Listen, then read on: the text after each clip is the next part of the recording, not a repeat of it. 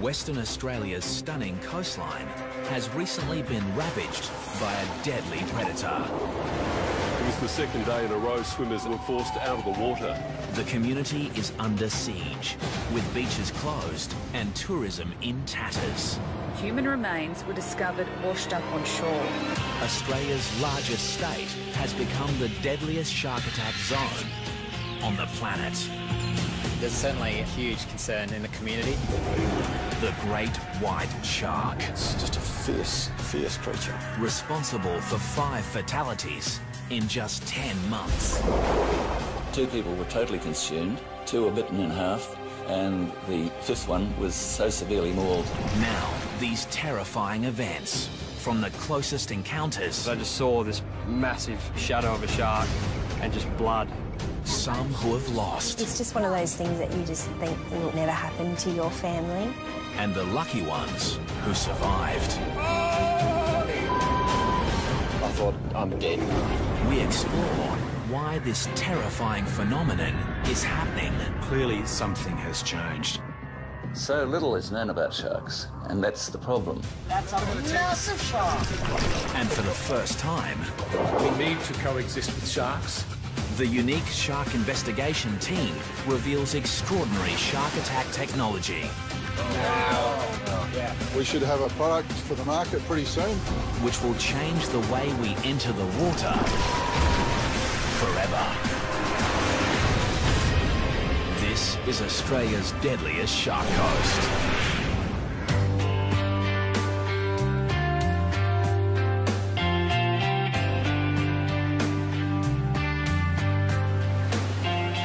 Western Australia's coastline spans over 12,000 kilometres of some of the most beautiful beaches in the world.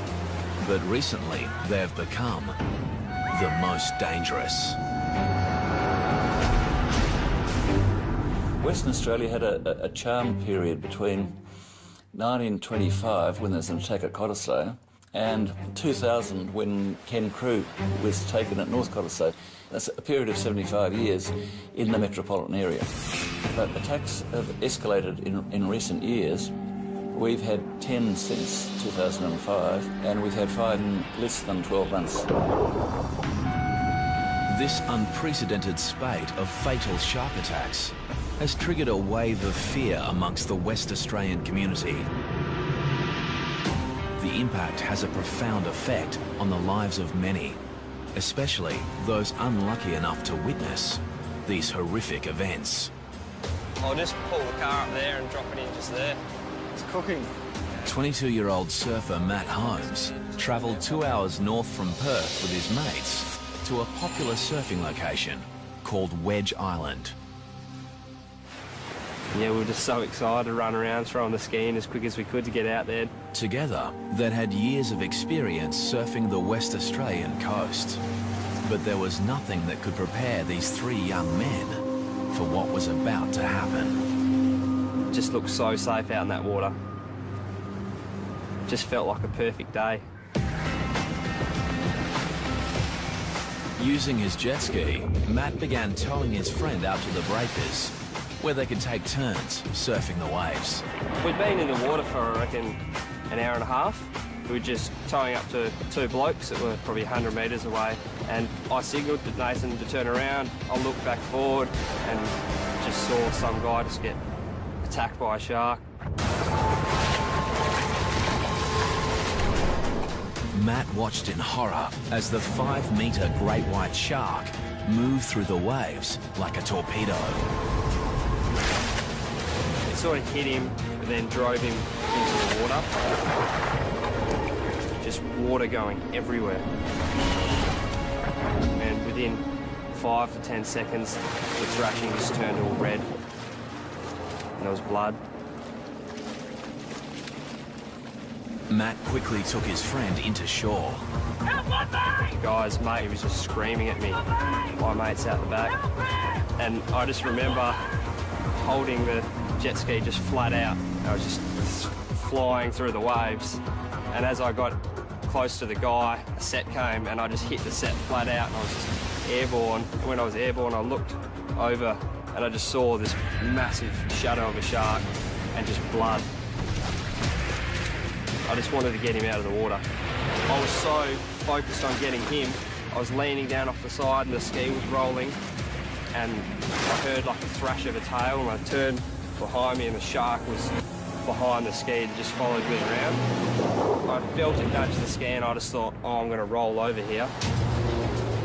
The great white then began to exhibit the behaviour of a top-order predator. And the shark just slowly just followed me around and was just sort of eyeballing me. It was just fending me off the guy. Just the way it was just hugging me off him, I couldn't get any closer. They say they bite humans and let go. This shark was determined. This shark was fending me off the body. The shark wanted him. Despite placing his own life at risk, Matt's efforts were to no avail. As I got closer to him, he just took the rest of him and dove off into the white water.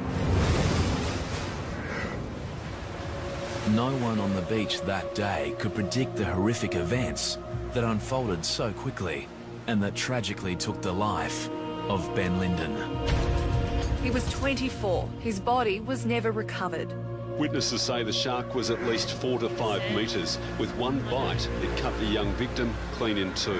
Ben would become the 5th shark attack victim in less than 10 months. And Western Australia would earn the unenviable title as the world's deadliest shark coast. Several beaches were closed yesterday. It was the second day in a row swimmers were forced out of the water. There's no doubt attacks are up. The question is why. As the media feeding frenzy on shark hysteria gathers momentum, A killer shark is prowling Western Australia's southwest coast. the authorities launch a full-scale shark task force to investigate why this is happening. The government had to respond to a situation of 5 fatalities. That was unusual, and clearly something has changed. I'm of the view, whether it's scientific or anecdotal evidence, that the number of sharks have increased, and that has proved to be a threat. Investigations into all 5 recent shark fatalities reveal just one suspect. The great white shark, recognised as the fiercest predator on the planet. Many believe their protected status over the past 15 years may be to blame.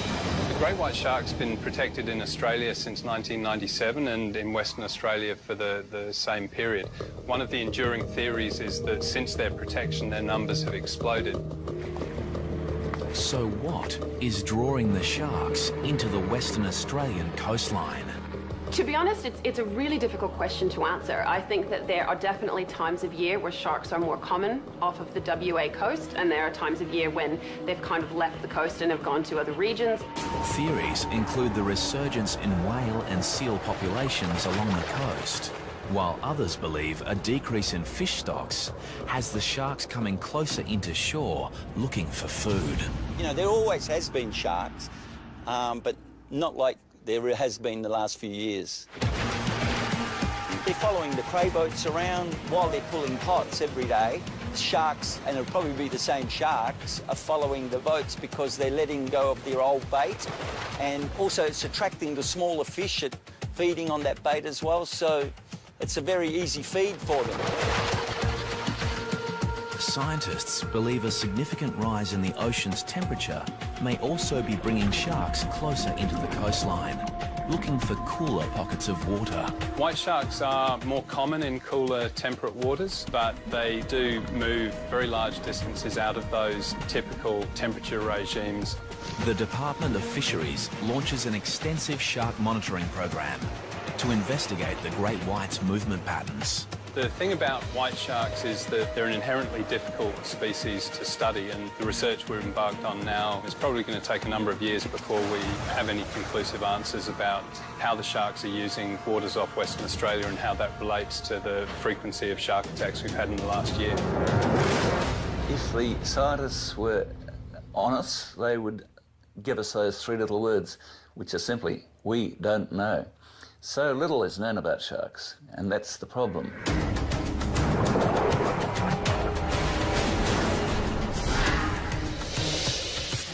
While the quest for answers continues, the world's attention turns on Western Australia's south coast.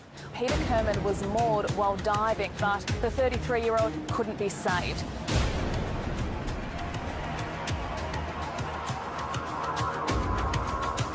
On a windswept beach south of Perth, Sharon Burden weeps alone.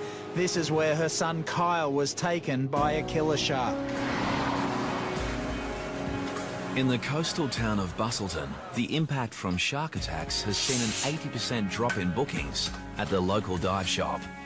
Even though there has been a lot of attacks in a short time, we've still been trying as hard as possible to continue business as usual. Diving in the area for the past 19 years, Alicia has her own thoughts on why there may be more great whites along the south coast. There are theories about why we've had so many attacks in such a short time, and one of them is because of a large female that has resided at Cape Naturalist for many years, and just the fact that a female resides there brings in males looking to mate. Could this be the rogue shark that claimed the life of 31-year-old father of two, Nick Edwards? That morning I was getting ready for work, and usually Nick would go down to Gracetown for a morning surf. Oh, let's get you ready for Daddy, hey? Nathan was at school and Lucy was waiting for him to get home because he would care for her while I went to work. This morning he didn't come home, so straight away I thought that he was hanging around for that last wave and he was going to be a little bit late. A short distance away in Gracetown, local surfer Rob Alder was watching from his balcony as his mate hit the waves. Rob was supposed to be with Nick, but fate kept him at home. I'd been watching him for about 20 minutes. I left the binoculars to put on my wetsuit. In those few seconds, there was a sudden and vicious attack in the water.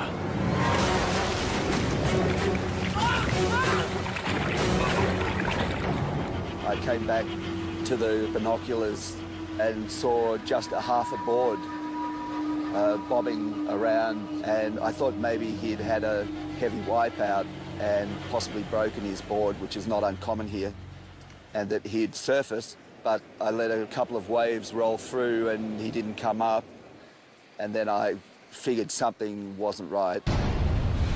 And so I jumped on my bike after calling the sea rescue. As I was cycling down the path, there was somebody running back up yelling, "Shark, shark." When I arrived down here on the point, my friend Craig was already in the water up to his waist. He started waving at me furiously, so I ran down to where he was. He was handling a person, obviously a surfer. He had a wetsuit on, and he was trying to get him out of the water, but the rocks are really difficult here. So together we managed to lift him, and it was then that I realised he'd been attacked by a shark. But in the frenzy, Rob had not identified the shark attack victim. He was about to get the shock of his life. There were quite severe lacerations on his upper thigh and the calf of his right leg. Nick. As they assess the victim's injuries, Rob Alder is shocked to discover it's his surfing buddy, Nick. Here, pressure here. I took the leg rope off my board and wrapped it around his thigh as a tourniquet and started CPR and mouth-to-mouth. The fellow surfers desperately try to revive Nick until the paramedics arrive. So yummy, baby. Meantime, Nick's wife, Melissa, is at home, oblivious to the drama that is unfolding. At that time, I was quite anxious and I started ringing the hospital. Yeah, can you tell me if someone's been admitted by the name of Nick Edwards? I thought something may have happened to him, like, you know, was hurrying home and had been in an accident. Around 20 minutes after he'd been dragged unconscious from the water, Nick Edwards was rushed by paramedics to Margaret River District Hospital. At this point, Melissa had become quite frantic.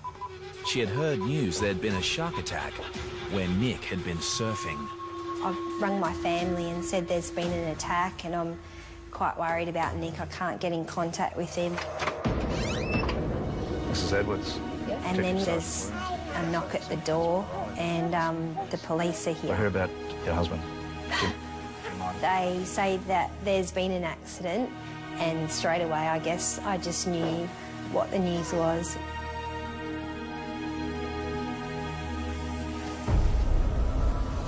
The victim was dragged from the water unconscious. He died on the way to hospital.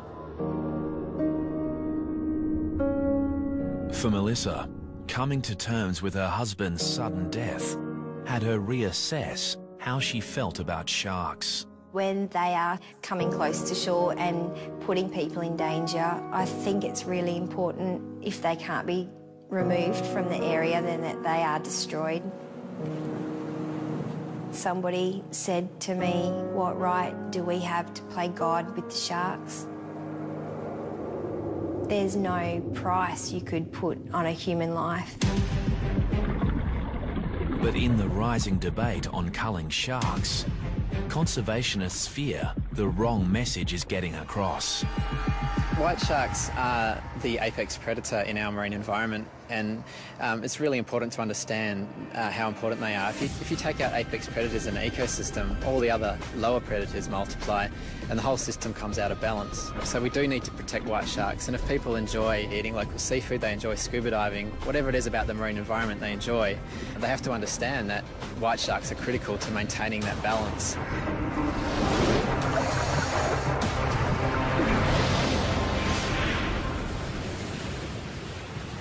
In Perth, daily shark sightings forced the closure of many popular swimming beaches. But despite the increased shark threat, there are still a few brave souls who aren't afraid to venture into the water. I'd like to welcome everyone aboard Blue Destiny. My name's Mark, I'm the skipper. Today, divers are heading to the northern tip of Rottnest Island, a popular tourist island just off the coast of Perth. Do you want to see a shark? Hope so. With some trepidation, they're about to dive the exact same location, which only 12 months ago was the scene of a horrific shark attack.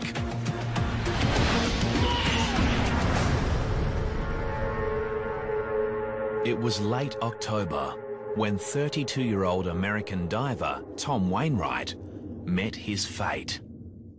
Anybody who's taken by a shark is unlucky, and Tom Wainwright was particularly unlucky. There had never been a shark attack at Rottnest in all the 100 and something years that people have been going there. Sergeant Pete Bayan was on duty that day. He was called to investigate the circumstances surrounding the attack. Tom and his two friends, Alison and Justin, had decided to go diving on the north of Rottnest. They're all qualified divers. But despite being with his two dive buddies, Tom decided to dive solo. It was a fateful decision, as moments after entering the water, Tom was attacked by a 4-metre great white shark.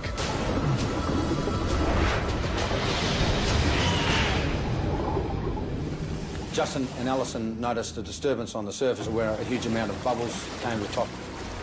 Along with the bubbles came a large amount of blood, and Justin and Alison knew their friend was in grave danger. They've gone over to where Tom is and they managed to pull him on board. They saw that he received a massive injury to his left side. His left arm was missing and there seemed to be a circular bite from the top of the shoulder, which had gone around through to the centre of his chest and out to through to his left hip. So it was like a half-moon shape that had gone. It was a brutal, savage bite. Shark hunting patrols are resuming this morning for the great white that's believed to be responsible. Tom Wainwright would become the second shark fatality in less than 2 weeks, following the disappearance of a swimmer at the beach suburb of Cottesloe. After 2 days of searching, the only trace of Bryn Martin are his speedos, triggering speculation that a rogue shark may be responsible. And for shark author Hugh Edwards, it's a theory that should not be ruled out. It is not unlikely that you've got one shark that is either old and finding natural prey difficult to catch, or has found how easy human beings are to catch. The problem is it's very hard to collect direct evidence of what shark's been involved in an attack. But based on all the circumstantial evidence, such as the size of the shark, the locations, the periods between shark attacks, there's not a very strong case that the same shark has been involved in all of our attacks over here. Serial offender or not, the Western Australian government moves to allow the killing of any shark that poses an imminent threat. If a shark is staying around a popular tourist beach area and staying within that vicinity, it's got to feed. That's the harsh reality, so there is a threat there. I take a view that we have a responsibility to protect people using the beach, particularly families and young children. So this deadly hunter has now become the hunted. The baited hooks were set up in a capture and kill operation, the first of its kind in WA. One of the big problems is actually even establishing what an imminent threat is. If a shark is seen and has been spotted and people have been removed from the water, then there really isn't an imminent threat anymore. So it seems to be quite an impractical policy, but the impact it's having on people is actually to increase the fear that we're trying to remove without really making people safer. As an alternative to killing sharks, the government assembles a special team of shark experts at the University of Western Australia to investigate how to make people feel safer in the water. We've got the 2 white shark brains here. Professor Sean Collin, a world leader in shark sensory biology, leads a team of specialists who have spent many years attempting to understand shark behaviour. The great white shark is one of the largest predators in the world of the cartilaginous fishes family. It's been around over 400 million years and has developed a whole battery of sensors that makes an exquisitely tuned predator. The team's research into shark sensory systems has led to the development of new shark deterrents, which the team is now preparing to test in the field. For the first time, they are packing up their entire laboratory and taking it into the domain of these deadly predators. This is a large undertaking, but I believe this is a wonderful opportunity to restore confidence of the public to re-enter our beautiful waters. As they embark on their 1,100-kilometre journey north, the team is hopeful that they'll get some results. Whenever you are developing something in a lab, however great it is, you need to go and test it with some real sharks because they're going to be the ones that tell us whether it works or not. Shark scientists from the University of Western Australia are about to test new shark deterrent technology in an effort to make people feel safer in the water. At a remote beach location, the Oceans team is about to trial an eco-alternative to the highly controversial shark nets that are used in some parts of the world. Netting on beaches has been used for many years to deter sharks, but there's a lot of evidence now to suggest that that is not effective and that, in fact, sharks and many other marine life are killed by these nets. The alternative is a bubble curtain, which quite simply is a wall of bubbles designed to interfere with the shark's senses, including hearing, as well as the shark's lateral line. Lateral line extends over the head and flank of all sharks and detects very minute water movement as the animal moves through the water. Research suggests that sharks will be frightened away by the interference caused by the bubbles. This theory is reinforced after a few days of testing in the field. And you can see it perfectly how he's well within the testing area. Sharks are recorded entering the bubble-free zone, while amazingly, no sharks venture into the bubble net area. We've taken something that was developed in the lab, we've shown we can actually test it in the field, so it's been an absolute success. The team is hopeful that one day bubble curtains will become an eco-alternative to shark nets around the world.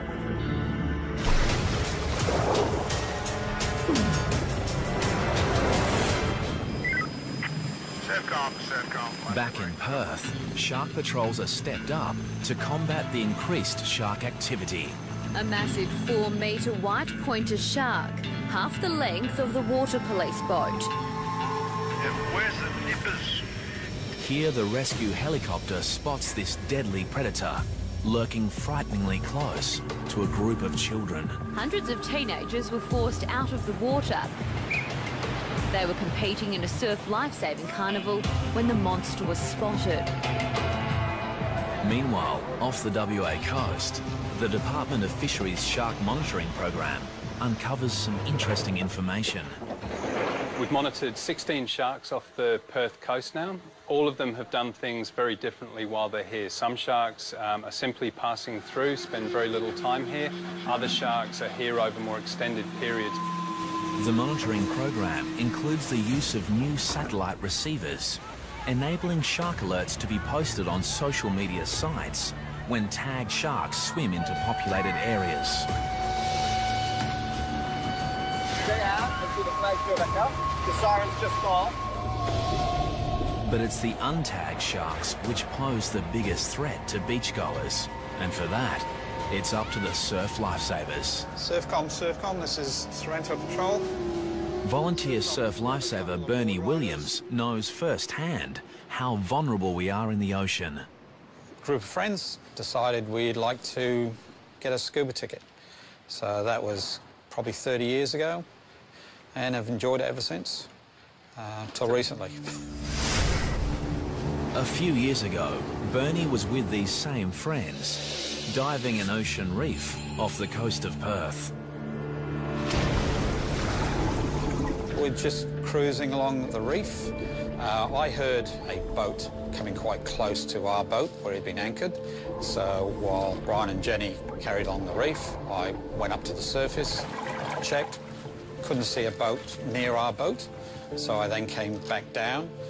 I couldn't immediately see my dive buddies, Jenny and Brian. Suddenly alone in the ocean depths, Bernie searches for his friends. And then, out of the blue comes his worst nightmare. A 4-metre great white shark on the attack. I just felt this sudden impact on my side, and I was pushed through the water. I saw a big black eyeball within about 5 centimetres of my face. My arm was in its mouth, and the alarm bells just went off in my head. Miraculously, Bernie managed to free his arm from the massive jaws and was able to make his way to the ocean floor to seek shelter. Then my arm really started hurting quite badly, and the water started getting a very polluted look to it, a very sheeny look to it, and I realised that I was bleeding quite badly. Things couldn't get much worse for Bernie until the great white continued to stalk its prey. The shark was just circling. I had my spear gun with me. To fend the shark off, I poked it in the nose as it brushed me. I think it knew that it had a meal there. I was tucked up against the reef watching the shark when I felt someone touch me on the shoulder, and it was the dive buddies. Literally, as soon as I felt the touch on my shoulder, the shark just turned around and it disappeared. But Bernie's ordeal wasn't over yet. That trip from the bottom to the surface had to be the most frightening trip you could ever think of, because the speed of these sharks, it could have quite easily attacked us and made mincemeat of us in the water. Finally, they reached the surface, and with the help of some nearby fishermen, all 3 divers make it to safety. Bernie realises it was a lucky escape. He attributes his survival to a portable shark repellent device. My belief is one of my dive buddies, Brian, was wearing a shark shield, and I think that probably deterred it because it just took off. The shark shield works by emitting an electrical current that theoretically deters sharks within a 3-metre radius of the device. Cut right at the surface. Big one.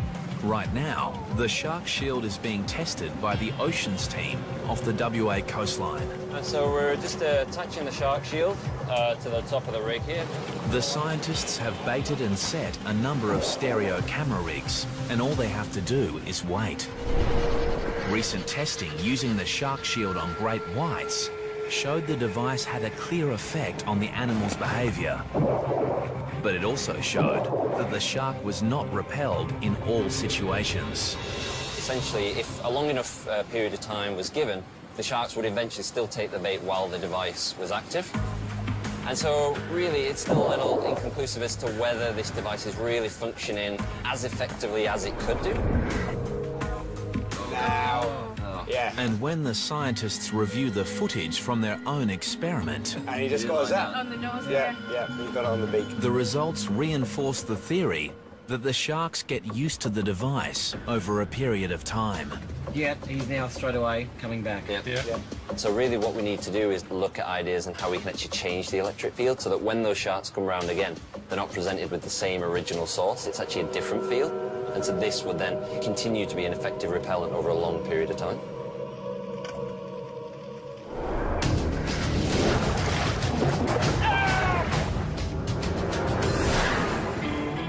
It's not just surfers, divers or swimmers that are at risk. Any surf craft on the water is in danger of being attacked by sharks. As Martin Kane discovered while surf skiing with friends at a popular beach just north of Perth. When you get out there at sunrise, it's a very spiritual experience. It's just a great way to start a day. It was on one such day that Martin and friends encountered a pod of dolphins, a stunning and quite common event. Except these dolphins were behaving strangely. There's about 5 dolphins on my right as I passed by. We're actually huddled up together in a very tight formation, almost floating. We stopped for a while. Martin stopped, but a few of the rest of us stopped for a bit longer because we were so interested in it. Martin began to paddle off, leaving the group behind. And at that moment, a 3-metre great white shark began moving towards him at a speed estimated to be up to 45 kilometres per hour. And then this almighty crash and bang. So I grabbed the ski in its jaws, lifted it up in the air, probably 2 or 3 metres, and then I toppled out on the front. Martin's screams went through the air, and all I could see was the ski being spun around and just thrashing and splashing. When Martin finally surfaced, he realised he'd been attacked by the world's deadliest predator. It was just an awesome power of this thing. The tail was just going, you know, left to right like this, and the head was going in the same direction. And I could hear a sort of a hum coming off, you know. Just an amazing, just a fierce creature, absolutely, you know, going ballistic. The shark had ripped a huge hole in Martin's surf ski, and he was 150 metres from shore and even further from his friends. I was swimming to shore, felt like in concrete almost. And all I was thinking of, perhaps he's going to take my legs, or I get chopped in two.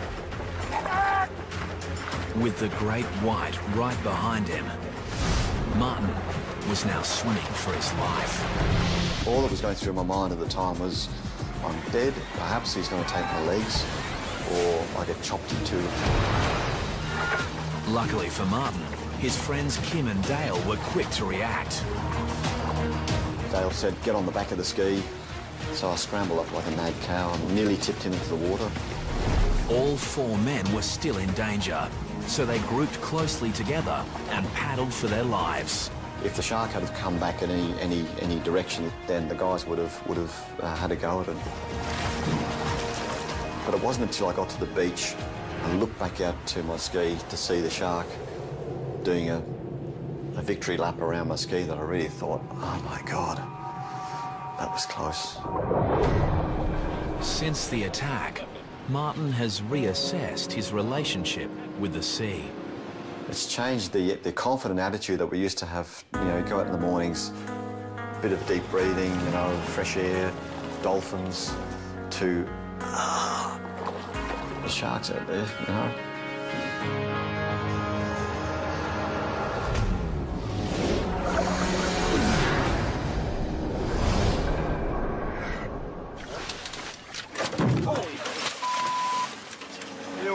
motor off. In Western Australia, many of the shark sightings have been caught on video. Weather looks good, no swell. And none more chilling than this footage, taken by freediver Nathan Podmore while on a diving expedition 4.5 hours north of Perth. Hopefully there's a few fish about. When Nathan and his friend Dave enter the water, there are a few fish about, but just not the ones they were expecting. In the water for a couple of minutes. And just next minute, just heard Dave just scream my name. There was definitely something in his voice that just said, we're in a bit of strife. And turned around and it's just like, whoa. The two young men are confronted by a 4-metre great white shark. It was unbelievable. Just look, they're like a torpedo underwater. They're absolutely massive. And it came in straight at us both and it sort of just broadsided in front of us. I had a good opportunity to just give it a good whack, sort of as hard as I could whack. I punched it in the side of its face and it didn't like it much. Incredibly, Nathan and Dave were able to scramble aboard their boat. You don't see one of them every day and you don't want to see one of them every day. It's something extraordinary. On this occasion, the boys were lucky to have a spear gun for protection. But in most cases, the only thing between you and a shark is the wetsuit. And off the coast of Western Australia, the ocean scientists believe they have finally found a way to make the wetsuit shark-proof. Dave, so these are some of the wetsuit designs that we've come up with using... After years of research, they're about to test new wetsuit prototypes, which have been designed in conjunction with a leading product developer. The most common question that we get asked when anybody gets a wetsuit is, I don't want to look like a seal, and what colour do sharks like? Well, we think now, based on the science that's been done, the research that's been done so far, we know the answer to that question. The answer comes following the Ocean Institute's compelling study of the evolution of the shark brain. Here, Dr. Kara Yopak compares the brains of a great hammerhead shark and a manta ray with the smallest brain of them all. Believe it or not, that's the brain of the great white shark, which is actually quite small relative to its body size. But what is really impressive about the great white brain are these visual brain regions, which are these two lobes located here. And this is the part of the brain that receives the majority of visual input. So what this tells us is that the great white is actually a very visual predator. And so it's far more likely that using a visual repellent is going to be more effective in this species. This leads to the research team's breakthrough discovery, revealing sharks may actually be colorblind. Once you know what the shark can see, you can then start to design things which will either be very visible to the shark or actually quite cryptic to the shark. With this knowledge, the new prototype wetsuit designs include a camouflage suit for divers, while surfers will adopt a striped base pattern, much like a poisonous sea snake, and shown underneath this surfboard. The strategies are twofold. One is a can't see me strategy, cryptic in the water, and the other one is a can see me but don't eat me strategy. The idea being that even though you're perceived, you're not perceived as a meal. Today, the Oceans team is about to test the camouflage design against the popular black wetsuit. Each test wetsuit will be filled with a mix of fish and tuna oil attached to a stereo camera rig. Hi, Caroline. And lowered to the ocean's depths, where hopefully some sharks will take the bait. Just watch the waves, boys. And now, the answer to the biggest question of all. Do the shark-proof wetsuit designs actually work? That used to be our experiment. Because it looks like one of the wetsuits has just become shark food. I think we might have found a shark. Oh my... We've just pulled the treatment out of the water. The black wetsuit has had significant shark attacks, significant damage. Take it down the back, Caroline. Have a look at the teeth mark. The black wetsuit appears to have been mauled by a shark. So now the team is anxious to see if the camouflage wetsuit has been attacked, or whether the new design really is shark-proof. We've just pulled out one of our designs as well, and that hasn't suffered any damage at all, so very good early signs. The team retrieves the underwater camera. Yeah. Look at that. Okay. and reviews the footage to find out what actually happened. And there she goes. Okay. She's having a bite. Right. Look at that, she's nearly getting the barrel in her mouth. Yes, that's a massive shark. This huge tiger shark destroys the traditional black wetsuit in one bite, desperate to get the bait hidden inside. And this is the control. Okay. And to reinforce the science, even though this barrel is filled with the same bait, this deadly predator shows little interest in the new camouflaged wetsuit, leaving it completely unscathed. If you compare this with what happened with the control, I mean, while it might be early days, there is no denying this is a significant breakthrough, which may just revolutionise the world's wetsuit market. It's full steam ahead from here. We'll continue the science and the research, and we should have a product for the market pretty soon that's going to make people feel a lot more comfortable about being in the water.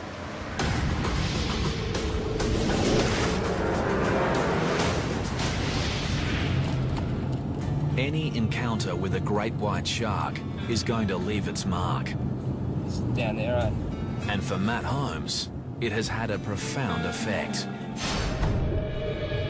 Every night, the whole thing goes through my head. And what I could have done different, and if what I did was enough. Today, Matt has returned to the beach where a great white shark claimed Ben Linden's life. Still remember going out through here, just flat out. But he can only watch on as his friend takes their beloved jet ski out for a spin. I struggle to go out on the boat for a fish nowadays. I just feel like it's all going to happen in front of me again. Just never thought it would happen, but unfortunately in WA it's happening all the time.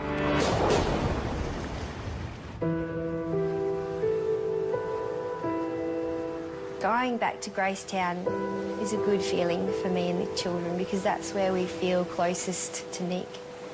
The loss of Melissa's husband, Nick, means her life and the lives of her children will never be the same. Because Lucy's quite young, we go down onto the sand and there's a cross still in the sand, so she decorates it and plays in the sand. And despite a great connection to the ocean, the young family isn't ready to venture back in. And I know Nathan's never going to go in the water again. And the question remains, will it ever be safe to go back into the water? There is no doubt that the shark fatalities and the increased sightings of sharks has affected the behaviour of people. So it's affecting our lifestyle because one of the great things of West Australia are our beautiful beaches, our long coastline and the enjoyment of that environment.